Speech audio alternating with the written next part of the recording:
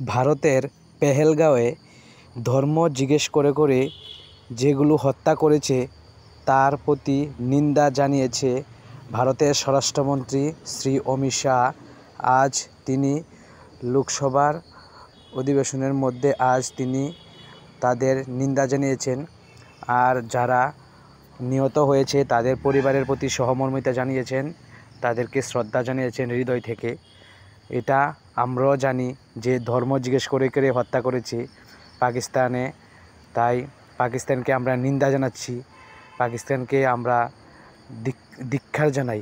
আমাদের ভারতবর্ষের সঙ্গে, আমাদের মাতৃভূমির সঙ্গে যে ঘটনাটি ঘটিয়েছে এটার ধিক্কার জানাই। কোনো দিন যাতে আর এরকম না হয় তা আমাদের ভারত সরকারের ব্যবস্থা নিতে হবে। এটাই হবে তাদের উচিত শিক্ষা।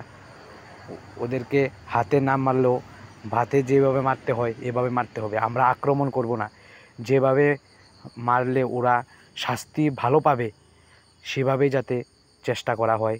কেন্দ্রীয় মন্ত্রণালয়ের কাছে এটাই আবেদন। সবাই ভিডিওটা দেখবেন, শেয়ার করবেন।